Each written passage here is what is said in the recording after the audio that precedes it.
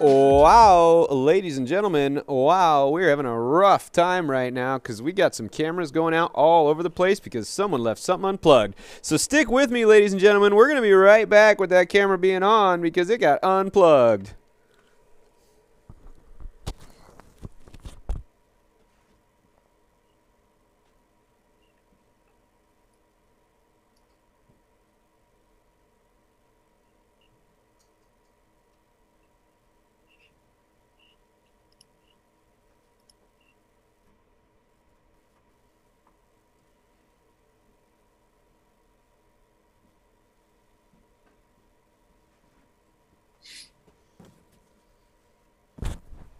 All right, I'm back. Ladies and gentlemen, welcome back to another episode of The Den. I'm your host, Lee Butterfield. It is, I believe, Wednesday, January 13th. It is a beautiful, beautiful day, and we are doing beautiful, beautiful things and having all kinds of funky stuff happening with our studio today because we just did a rebuild. And the reason we just did a rebuild, ladies and gentlemen, is because next week you don't have to look at my ugly mug on this screen because the crew is back in town, and they are going to be running the show, and it is going to be fantastic to have all of them back.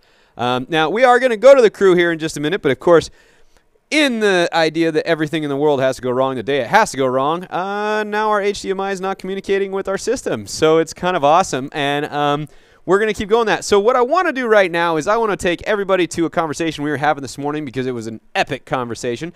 And you're going to hear it happen in the background while I fix a little bit of things here and there. We had this conversation earlier today, and we're going to give a poll out to you, the audience members. And it simply goes like this. Is Sebastian from The Little Mermaid a crab or a lobster? And so without being able to see them at the moment, I'm going to take a quick piece here. We're going to take a look at Bob Ross and listen to this conversation as it unfolds. You guys down there in the crew, you need to give us a good, strong understanding of this because, you know, we need to know, and we're going to put this out to the wonderful viewers out there. We need to know what is the jury going to decide and how's that going to roll. So we're going to take it away, I think. I think John's going to start us out, and he's going to let us know his feelings on this, and I will be right back with you. Go ahead, John. Sebastian's a crab because he says he's a crab, and he doesn't have a lobster tail. And the cook says he's a crab, and Wikipedia says he's a crab, and lots of things say he's a crab. I don't know what John, I'll ask you a question. What? When the original story of The Little Mermaid, does it say Sebastian is a crab or a lobster? Hans Christian Andersen doesn't care whether he was a crab or a lobster. I bet he does. There's no Sebastian in the original story. I'd like to point out, though, that crabs and lobsters are both decapods, and that means that they should have 10 legs, but Sebastian has 8. So if anybody has an explanation for that, that has been confusing me.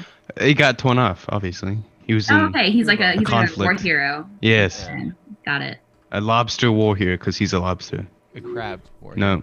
Yeah. Did you just indicate I have that another question Sebastian for you. was a lobster war hero? Did I? Well, I feel like I had those headphones off for way too long. Anyway, welcome back. Here's the crew. We are back on air. Look at that. Able to fix everything on the fly while having this huge conversation. So I feel like you guys didn't really get anywhere, right? Are you still disliking each other for this conversation in general? Yeah? Okay, so I think the best thing we can do is give it up to the peeps.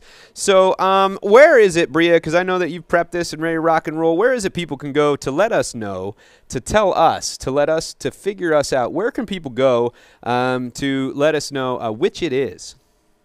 So I just posted the poll up on our Instagram account, and that's at SAHS The Den. So go check out our Instagram story, give us your opinion so we could settle this very heated argument on if he's a crab or a lobster. And for those of you out there watching, not on the live stream, which I got to tell you, if you weren't, that's awesome because I feel like I've been moving all over the place like a crazy man, then you could let us know as you're watching the archive. Let us know in there. We're going to be looking at that poll all day long. And we'll let you know what our final decision is both tonight and on next week's show, which is really important to bring out because these folks right here, there you go, a team of these folks are going to be running the show next week. You're going to be in the den, in the studio. These guys were in here today for a couple hours, all distanced and moved away and masked up and sanitized, and they got the set. I'm looking at a beautiful set, and I am super excited about the plan on how this is all going to play out and work out. Super exciting. They're going to come put the finishing touches up tomorrow, and it's going to be ready to roll because we got to take it down from being one person running all of this and apparently not doing it well into several people running all of this and doing it much, much better. So let's kick it into what we got going on. Dr. Allman, welcome back. How are you, and how is South? I'm doing well, and I think things are moving along nicely. The best news I have is that there have been thousands of people 65 and older who have been vaccinated already at the ASD Ed Center. That particular phase and tier is continuing. There are ASD teachers and staff who have already been vaccinated, which is very good news, because the sooner that we all can get vaccinated, the sooner we can get you all back in our building and feel really safe about it. And so I'm pretty confident that that operation is going to go forward. I know from attending a meeting this morning that there are even organizations in our community that are giving their extra doses to ASD because they're inoculating people who are not even necessarily ASD employees. So ASD is playing a big role right now in making sure the Anchorage community can be as healthy as it can be. And so we're in this distance game for the most part until spring break, but I'm very, very hopeful right now that we'll get to see you in person, albeit with a mask on probably still, starting perhaps on March 22nd, which would be kind of the target return date for fourth quarter. So I know it's a pain to be told just hang in there a little bit longer, but that's where we are at right now. So, and one of these things got brought up in a conversation between myself and a few teachers on a Zoom meeting, of course, because I can't even really hang out with my coworkers anymore, and that's kind of how this all works, is the conversation about how students are kind of struggling, and they were noticing, like, man, it's really starting to grind on them and things like that. And I had to bring up a very important fact. Dude, it's third quarter. Dude, third quarter is always hard. Third quarter is like, it feels like it's the longest. It feels like spring break can't get here enough. We're getting a little light back, but not enough light back to be outside, and we're getting cold with the light back and less snow that's fun to play in with the light back. And it's just like this weird, it's like you've been under a stone grinding corn into powder, and like third quarter is just where the stone decides to just, get right to you and just kind of go like this. And it's going to move on, and there's relief on the way, but it just doesn't want to move. It just keeps going. And that's when as a teacher, it's when we see less assignments coming in. It's when we see less attendance kind of happening. It's when we see seniors starting to go, why am I still here? And all of those things are kind of going on. So I'm going to put it to you guys. In general, does this third quarter feel much different in that kind of like angsty, weird, dark space than normal third quarters? How are you guys experiencing it? The third quarter slump is still real. Online school. Definitely. It's still here, and it's hitting harder than ever right now. Is it? And Also, because we're nearing up on a year, it's kind of just like it's been too long. It's like third quarter slump plus senioritis combined, and I'm just like, I want to be done already. So that's the question, right? Because your seniors speaking out right now that are talking, right? Is like, this is the senioritis thing, and it's the third quarter slump thing. Does the distance piece of it is that a catalyst? Is it not really a difference because it'd be there? Like, and it's hard to tell because you've never been a senior in third quarter on distance or not on distance in your lives. So it's this weird kind of strange space we're existing in. So that's why I'm kind of trying to pull on you guys. Distance or no, what is it that we could do, like teachers and things like that? What is it we could do to kind of help that third quarter kind of thing, whatever you want to call it? Can we call it the shadow that has no name? What can we do about the third quarter shadow that has no name? What can we do? I know personally, shorter class periods. If you're on Zoom for the entire hour and a half or whatever, I am probably not paying attention by the end of it, because it's one thing to sit in a classroom, but it's another thing to sit in your bedroom and try to focus for an hour and a half. So shorter class periods that are like faster paced are definitely better for me. So pacing and maybe more of the kind of like on your end engagement work kind of stuff that needs to take place, and a little less of the consumption of my voice going like this for an hour and a half. Yeah? Sure. And I'm the one they're complaining about out there, world. Just as a heads up, I am a terrible long talker, as you guys all know from watching so many episodes here. So what else? So higher pace. Let's get our pace going. Let's get our beats rolling. Maybe cut back on the lecture side and give us more of the stuff that can engage our minds to keep us, working forward and creating and making and utilizing that time. What are some other things that you can do at this time that can help kind of get through this thing too? I know, for instance, I'm a fat guy. I got to be less of a fat guy over first quarter and second quarter. And then now I noticed after that break that I'm starting to get back into that fat guy mentality. And so I don't know if it's because it's gone so long that I haven't, where's the causality? Is it that I stopped doing what I needed to do to take care of myself? Or is it that I started getting drained and are unable to take care of what I need to take care of? What are things you guys can do to kind of help mitigate? We talk about mitigation a lot, but we can plan ahead a little bit and know that we're going to hit this slump. We all know third quarter is going to be a slump. What are some things you guys can do in your lives that you think or are doing that are helping you kind of get through that? I think going outside is a big factor, at least during the sunlight when it's starting to come more apparent, because during the darkness, at least I've heard that it's a lot, like you don't get as much vitamins from the sunlight, and you just feel more depressed, so you eat and you sleep more and whatever. So at least for me, I feel like getting outside is always and is anyone, I guess the question factor. I'm asking, because I agree with you, right? And I got outside a lot in November and December, and I was skiing every day and getting outside on walks and all that stuff, but then I noticed in January I was just kind of like, I don't want to go outside. What is the thing? What's doing that? Why don't I want to go outside? Is anyone else feeling that? Like you got to almost force yourself. I need to get out there and get rolling again. What is it? What's the trigger that switches that? What do you guys think it is? I think it's the darkness. You think it's just lasted so long that you finally just ran out of your Energizer bunny? And it's like, the bunny's gone. Just shut up, Butterfield. The bunny's gone, right? Does anyone just get really annoyed with people that do have that kind of energy right now? Like right now? Is anyone really annoyed by the energy I'm putting? Yeah, a little bit. Okay, so that's great. So teachers can kind of up the pace and then be annoying in their high energy. And at the same time, you guys can get your bums out of the chairs and force yourself to get outside, right? And get some air and sun and, well, quasi-sun. And at least get out there and move and do some things like that. How many of you have noticed that you're drinking less water third quarter than you have been in the past? Yeah, so like being aware of those things, right? How many people have upped their caffeine take slowly up to the point where it's taken over their water intake, right? Oh yeah, we call that addiction, children.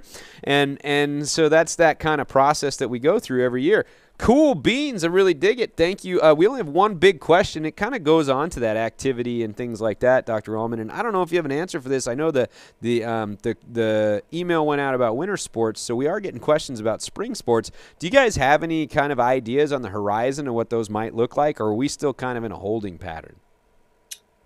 Like most things, I think in planning for COVID, we're waiting to see how well the mitigation plans work for basketball and cross-country ski as they are. And then I assume if those are successful and the vaccinations continue to go forward, that then the planning will accelerate. I know Mr. Ruggles has a activities meeting this week, and I'm sure that that's first on their agenda. So there's probably more details coming our way about things like soccer, track, and other spring sports. So just kind of stay tuned. We'll get that information to you as soon as possible. I would also put a plug in for the newsletter that I send out on Monday. Mr. Ruggles has created an activities document that is a live document housed in Google Drive, and any updates that occur, he's updating that document. So that link will continue to come out in the Monday morning newsletter to everyone's emails. And if you click on that link, it will have the absolute latest information. So that's a good way to not have to depend on anyone in particular, and so that you can go consume your own information and be most up to date. Fantastic. This is good info. I dig it. I dig it. I dig it. Speaking of what's going on in your world, last week there was a school board meeting. We got someone, probably Ben or Elliot, going to pop that link right into the chat right now. Take a look at the school board meeting. Always, it is our thing to let you know that you should be involved and be paying attention to what is happening by the governing body of the school district that you belong to. So go ahead and take a look at that, and then make sure you're looking at the schedule to see when the next one is. They're fun to watch live. Get your popcorn. My kids have been really getting into taking like Sour Patch Kids and putting it in their bowl of popcorn so that I can pay for more tooth and dental appointments, because that seems to be the thing to do right now. And then, Elliot, looks like you got some info on Student Gov. You want to hit us with that, my friend? Yeah, so if you bought a class shirt earlier, starting actually right now until 1:15 in the student parking lot, you can go pick up your class shirts. Whenever we go back to school and we have school spirit days, you can be prepared. So that's fantastic. It is 12:15 right now, ladies and gentlemen. For 1 hour, starting from right now, you can go get your class T-shirts in the staff. Did you say the student lot? Yeah, the student parking lot. And do you have a breakdown on which doors are which, or are we just looking for the class colors and that'll be the where you need to go? They're all going to be all in one little area, socially distant, and as much as we can. And so it's all pretty much in one area. You just pull up in your car and we'll get your name and get you what you need. Do you have it loaded in a potato gun and you just got to aim it at the window? Like, poof? Oh, for sure. Oh, really? No. Oh, well, that's terrible. That's not much fun at all. Man, I have some major HDMI stuff going on today. Okay, so thank you very much. We appreciate that, Elliot. And then this weekend, we have movies back at South Anchorage High School. Johnny, why don't you tell us what's playing this weekend? While you're doing that, we're going to have Ben throwing those links in the chat. And he's there. He's like, I am on show prep, I promise. One sec. I got the page open right here. What? And while you're opening that, maybe you could tell us where people get tickets for those. AK South. Nope, you're wrong. .com. You're wrong. Grace, you want to help a brother out? Com.AK movies. Not really, but it's popupdriveink.com. Well, thank you for helping him out, even though you That's what didn't I want said. to. That's fantastic. Okay, so what movies are playing this weekend, John? Do you know yet, or are you still not there? We have Friday, January 15th at 6. Trolls is playing. On the 15th at 9, we have Captain Marvel. January 16th, 6 p.m., Trolls World Tour. And on Saturday 16th at 9 p.m., we have the Black Panther. Black Panther, fantastic, and that's awesome. So lots of good movies. It's super cool and super awesome. And hey, everybody out there, this is my last chance to say this to you, and I really appreciate you joining us at all times. Thank you, crew. You guys are awesome. You've always been awesome. I'm so happy about that. This is the last chance I get to say this to you, because next week your crew, your Den crew, will be in studio running the show, and you won't have to see my ugly mug at all, which is pretty good for you. It has been a blast. We've been together almost a year in my garage, in this studio, and all around everywhere else. So thank you, everybody, for watching, and we will see you next week with the crew. I did have some folks having some issues with their Chromebooks this week, so it did become apparent that it was time to maybe let you guys leave with a little bit of information on Chromebooks, because that seems to be an issue that folks are, again, dealing with. Now, you probably won't be able to see it because, of course, everything's going to break down on the last day I'm in here so that everyone else can come in here and make it work out perfectly. So with all that being said, I'm going to say goodbye to you, and here's how you can get a hold of some information on your Chromebooks. Keep your claws sharp, Wolverines. You call 742-6200 Chromebooks now. You call 742-6200 Chromebooks now. Chromebooks now. Chromebooks now. You call 742-6200 Chromebooks.